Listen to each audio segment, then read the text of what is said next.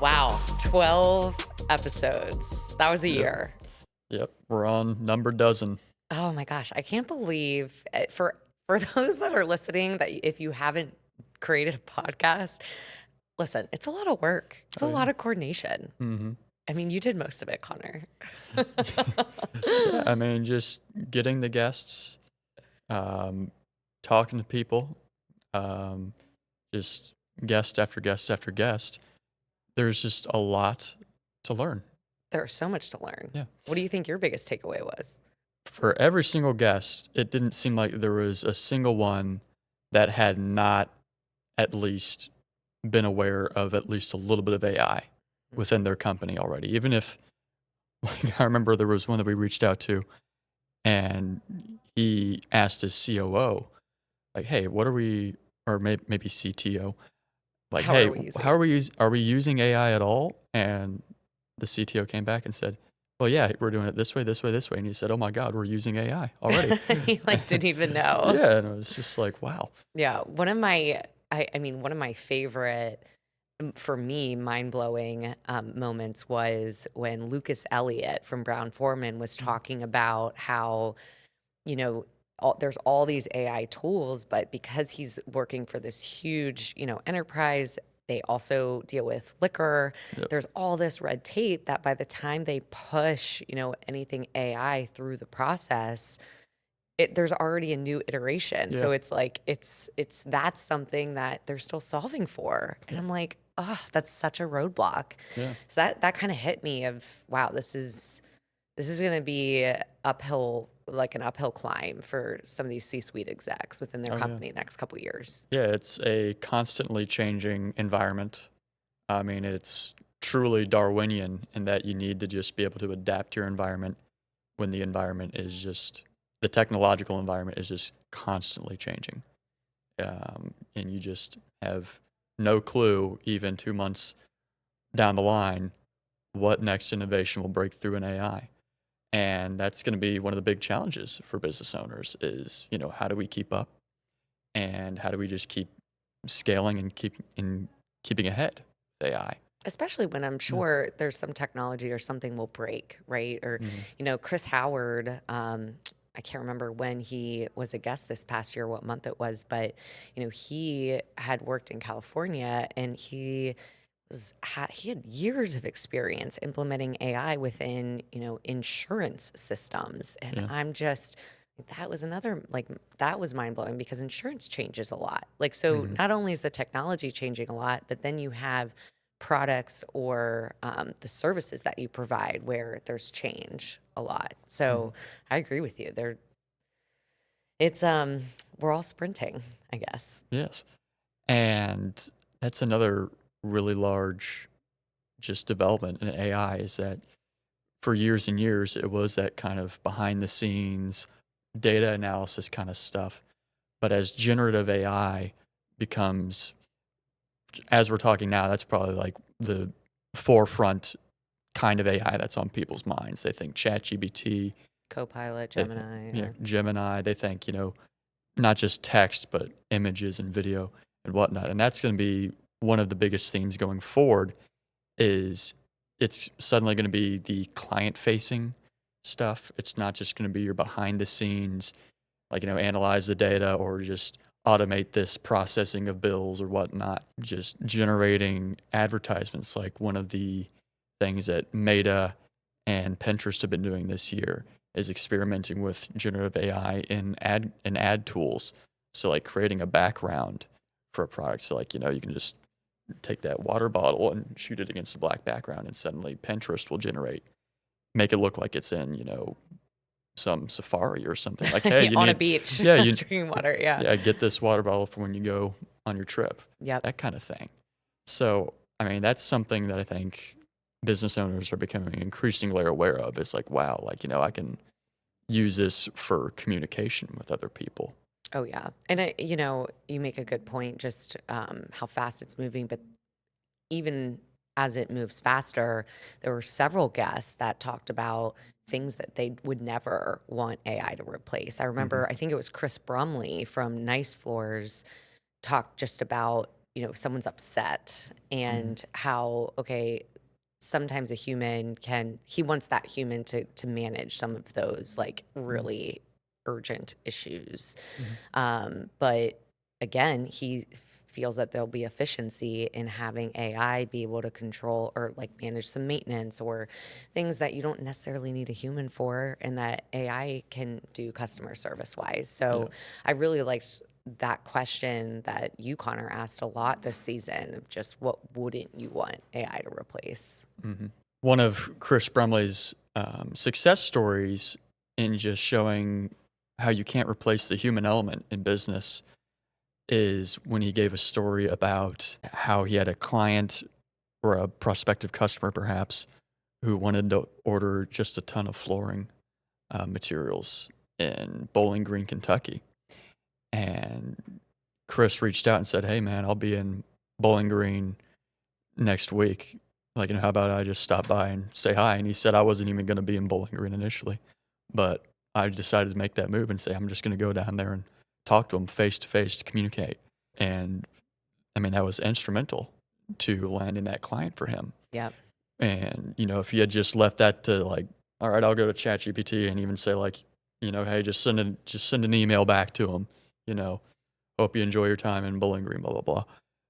Who knows what that would have led to. Not So as impactful. yeah, you need to, and that's, the human element. You still need to identify like, hey, where can I still step in? Even if AI can do this for me, where should I still be going above and beyond to kind of really differentiate myself?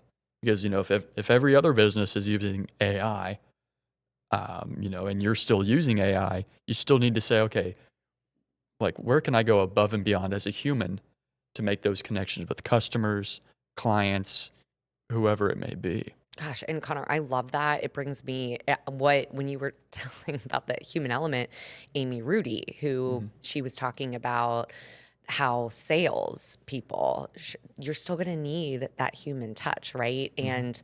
And, hopefully AI can help sales teams be more efficient, but hopefully the better news is they can be more effective in what they do best, listening, Mhm. being able to pick up on, the nuances of what do their children like to do or what's their activities, and being Mhm. able to just be more centered around making those emotional ties Mhm. with humans while Yeah. the AI can, do everything else, because that's what humans we do best. Yeah. So I mean, that to me from a sales side, I just remember her being a guest and thinking about that Mhm. as, if you're not using it as a sales team, you're going to be left behind, because Mhm. those teams are going to be so much more effective at getting in front of prospective customers. However, Mhm. AI is going to get you that far. You still need, hopefully, especially in big business and big sales, right? Mhm.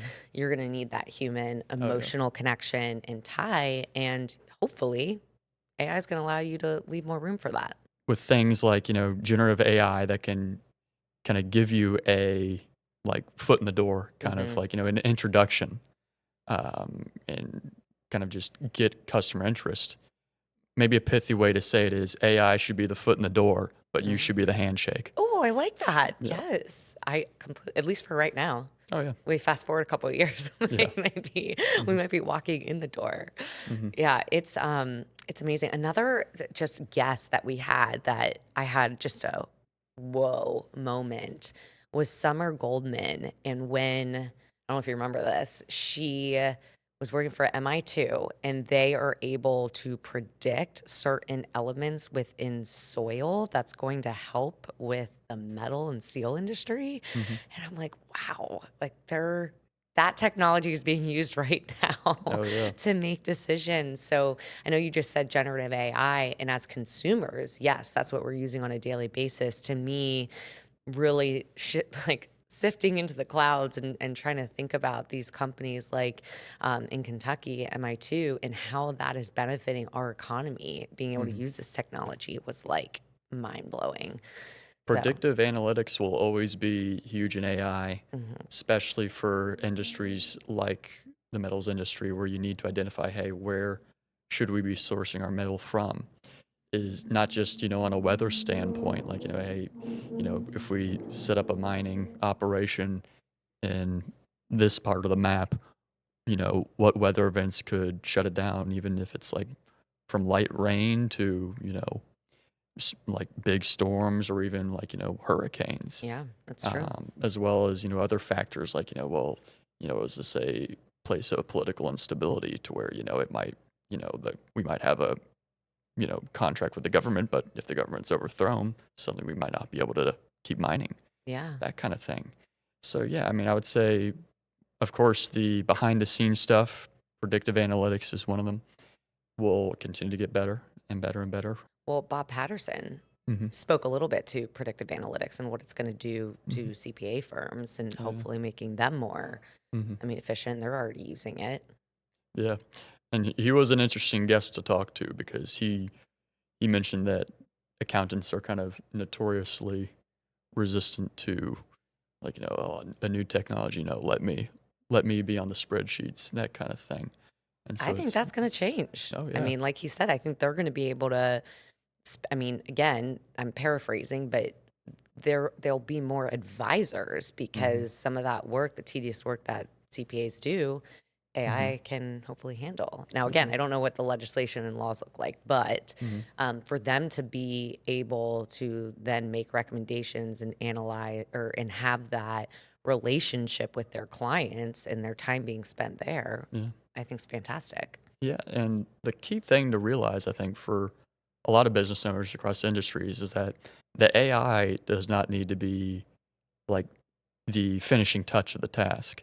It can be just a part of the process. So, like in accounting, if you need to look through a tax form, a long, dreary form to where you only need a little bit of it, you can have an AI system that to where you can go to it, and it's almost like how we used to click, or we can still do it, like click Control F and say, okay, search for this word. Yeah, yeah, You yeah. can go much more sophisticated with AI and say like, okay, I need to know about all the instances of mentions of, this tax code or that tax code, that kind of thing throughout a document. Gosh, yeah, it's wild. So, Connor, I know mine, but like, was there a favorite guest or favorite moment that you had this season?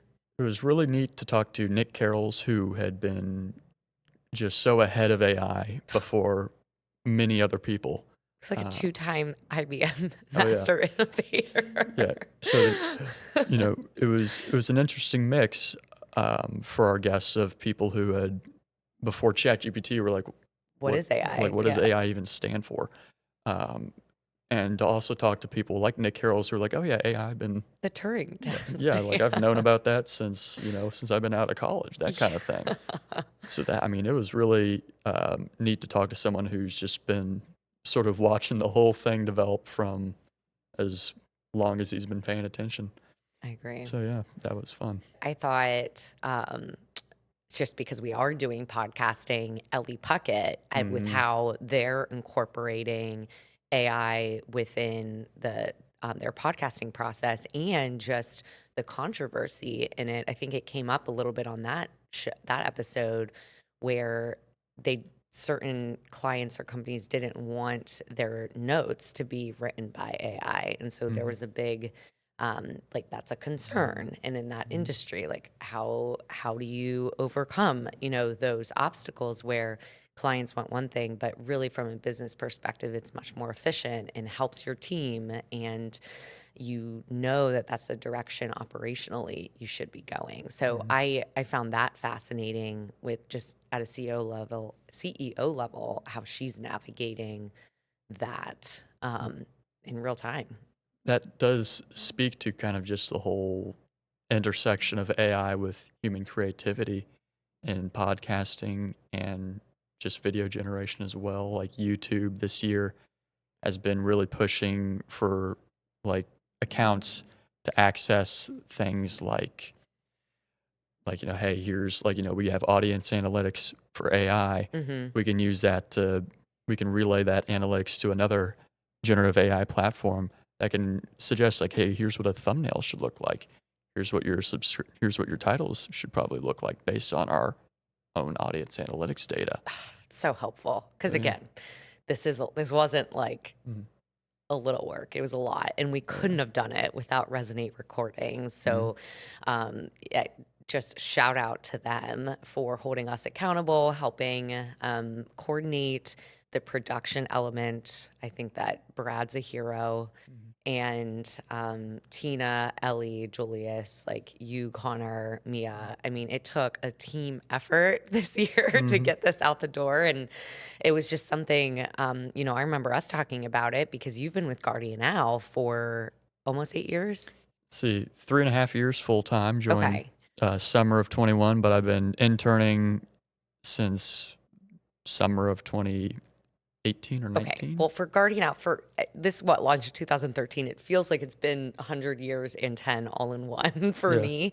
And I remember with SEO, when SEO was still new in the buzzword, it Mhm. was, really trying to get something educational out there where business owners could tune in and just learn and just have this transparent conversation with business owners about, are they using SEO? What's their fear? What are they doing? And so with this year, I'm so proud of us Mhm. for being able to have this out there for, business owners, entrepreneurs, anybody alike to Mhm. be able to go to and just listen to these experts. Cause like you said, I mean, Nick Carroll's was literally a two-time IBM master innovator all the way to, Amy Rudy, who is in sales and is still utilizing this technology and forecasting what this is going to do to sales forces, Mhm. and be able to come and listen and digest, have an appetite for this technology. And hopefully, I'm hoping is that they just start being the practitioner and using it. Mhm. And this hopefully helps them take a step in that direction. Oh, yeah. It's the, the cat is out of the bag with AI. It is, um, It's here. we all know that it can do quite a bit. Um, and so it's gonna be interesting just as the podcast goes forward to see, I mean, this will be kind of an interesting document almost because we started this podcast when There's ChatGPT was still kind of like fresh in the consciousness of like, what is this And I don't even think technology? Gemini had rolled out, like, fully when we launched this. Maybe they Right. did, but Yeah. I They thought were, thought it was in beta. So, yeah. little things like that, even the video marketing tools Mm, that we're using now. So, and I think, for me personally, I was a little insecure about doing this, and it was really nervous. Like, mm, again, interviewing experts like mm, Lucas and mhm, Nick and Chris Howard, and I very tech savvy people who have been in this space for a long time, and it made me feel good and a mm, little reassured. Not only has it continued to change, mm, but it's going to continue to change pretty mhm, rapidly, and they can't even keep up. And that makes me feel a little bit like better that and reassured. Okay, like I'm just trying my best mhm. and it's okay. No one is there. There's experts, but everyone has to be in this continual education mindset, because you Mhm. could be an expert right now, but 2 years from now, Oh, yeah. you could not know what's going on. Yeah, that is certainly one of the key takeaways is even talking to someone like Nick Carroll's.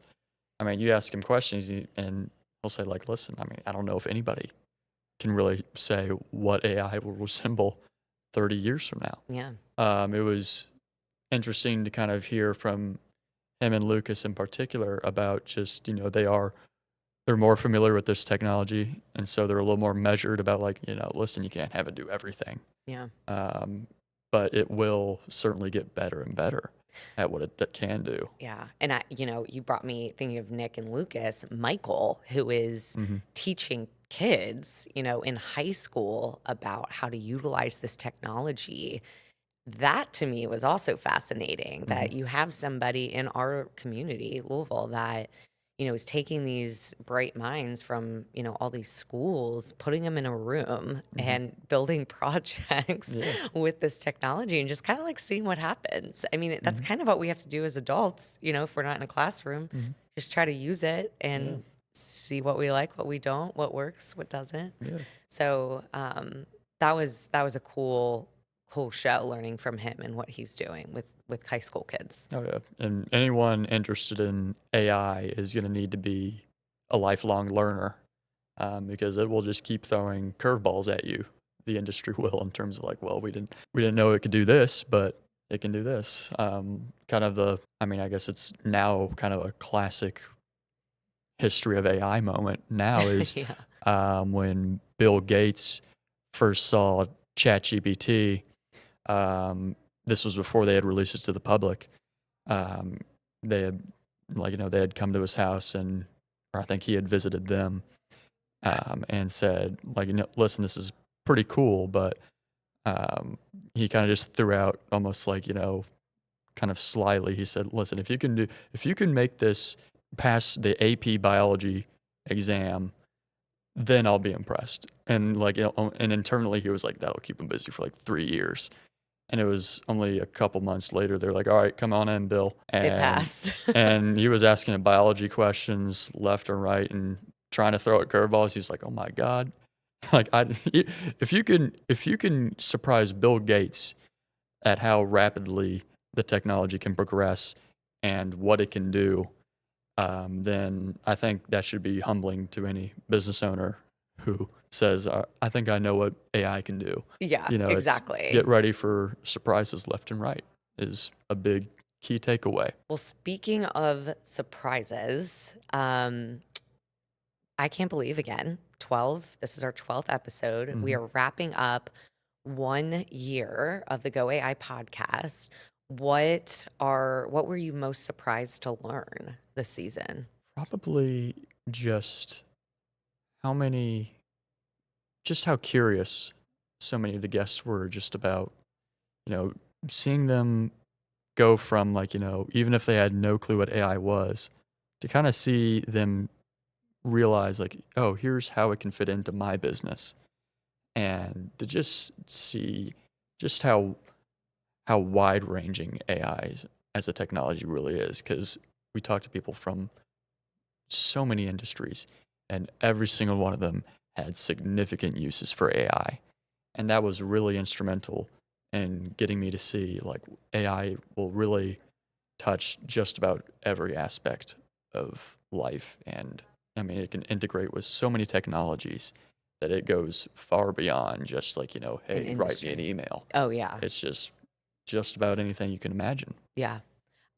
My biggest takeaway is, you and we have read a lot about the doom and gloom Mhm. around AI. I hear it all the time, people complaining, afraid of the technology. And my biggest surprise is no one really came on this show and said, I'm not using it, or, I'm scared. They Mhm. were I'm pretty sure every single one Mhm. left us with, don't abuse it, use it. You have to be the practitioner. Mhm. Don't be afraid of it. You just have to start. And that to me was surprising because I would have thought that, I mean, a lot of the people we interviewed, I would say were maybe 40 and above. Mhm. And this is a new technology. And they are still running towards it and curious, to your point, and gave all the reasons in the world why business owners and executives should be using it. I thought that that was wonderful. I didn't Mhm. expect that. I thought there'd be at least one Yeah. guest that was like, "Yeah, no, I'm never gonna. I Yeah. don't want to implement it," or Mhm. just, "Hey, yeah, we did, but I disagreed with this." So to me, Mhm. that was the most surprising thing, that all these guests not knowing one another from all across different industries Mhm. were all kind of preaching that same words of wisdom. Yep. And one of the reasons I like to ask the question about, where do you see the human element not being replaced within your business and industry as a whole, is that you really kind of do see in their answers that there really is just human common sense working, always saying like, well, I would never have an AI do that part of the job. And just realizing like a lot of good business sense comes down to like, oh yeah, like, I'm not going to use AI for like super scary, like exploitative stuff. I'm not like, I'm just going to, you know, do what's useful Yeah. rather than like, just say, all right, like, AI, I'm just gonna put you in this room and just let you do whatever No, you there's feel going like. to be some Yeah, control there or yeah, some overseeing. yeah. So it's that was really kind of nice to see. I don't think we had a single guest who was like, "Yeah, I'm just gonna automate as much as we can, Yeah. and then just suffer the consequences." No, I Yeah. agree. Yeah. What this year, I Hmm. mean, we know, our audience doesn't know, but we've already started filming Hmm. for 2025. Yeah. What are you thinking we're going to be talking about? I mean, this time next year from an AI perspective, will it still be generative AI, or will we be more people from a consumer standpoint, be more talking about the predictive analytics? What do you think? I think just by the very nature of generative AI, it's what people are going to be seeing on a daily basis. I think if you go on YouTube, you'll see more generative AI videos, on social media, more generative AI content. So I think that's what will keep it generative AI on the forefront of people's minds. I think and of course in business that has a lot of applications in the sense of like, hey, can I like enhance this like image of a product real quick? Yeah. Um, but I would say something to really watch out for in 2025 would be the transformation of search engines by generative AI Hmm. and the next generation of search engines. Now, I'm not sure exactly when we'll see traditional search engines where you just type it in and then there's a links that you just sift through and maybe there's a product window. But I would say within the next coming years and certainly toward the end of 2025, I think we're going to see more and more evidence of what Google is doing in particular, but also companies like Perplexity AI, which is building a generative AI search engine where your searches will look more and more like almost like you have a personalized blog Hmm. that is complete with, there's a summarized answer. There are here's some YouTube videos that you can To support click this on. answer. Yeah, Yeah. here's bullet point lists. Uh, Because we're all headline, we've all became headline readers, oh and yeah. I read a couple headlines and I determine Hmm. which one do I want to actually go in Yeah, and read. and I think for business owners, I mean, pretty much every business now, I mean, most of them have an online presence, Absolutely, and or they so should. they ought to. Yes. And for search to be much more like, here's the answer, here's a personalized, almost blog like answer to your question. And there will be still links to businesses' websites, but how do you adapt to this? It's the AI and SEO intertwining. Crossroads. We're at a crossroads. Yes. I am excited. One thing that I didn't hear a lot from an AI side this season was the ethics, Mm, morality legislation. So I'm mm, really excited to hopefully see some changes there and to be able to talk about that with mhm, guests that are far more intelligent than I am mhm, with ethics and how that's going to affect um, the coming years because there's so much going on in development and mm, progressing the technology. It just doesn't seem like there's a lot of people working on the ethics side, or at mhm, least that's just not progressing as fast. So mhm. I am very, very curious of how that shakes out here in the Yeah. next 12 months. And hopefully we can talk more about it on the show in Yeah. 2025. Yeah, Amy Rudy gave an example in sales context of using AI to basically reach out to people who are, vulnerable Oh, yeah. and exploitable from a Mhm. sales standpoint. And she was worried about like, bad actors basically, and not necessarily even like, you know, like cyber criminals, but just like companies just using AI to say, okay, who are the easy marks that we can really extract a lot of money out of?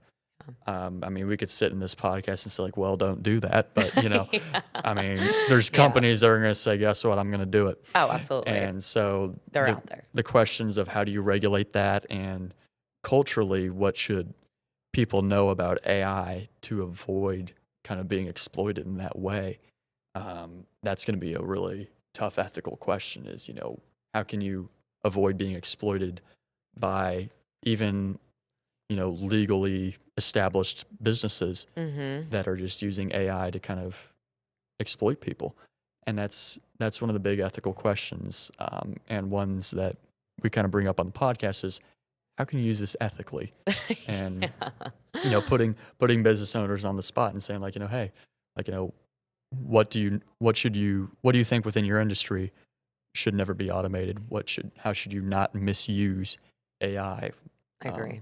And yeah, I would say going forward, it won't just be business owners, it'll be customers who are concerned about AI. And that's one of the big things that business owners should realize is, like, when you're using AI, like, your customers are gonna have Right. opinions on whether you're misusing it or not. Hmm. So there will be, you know, negative repercussions for using it in exploitative ways.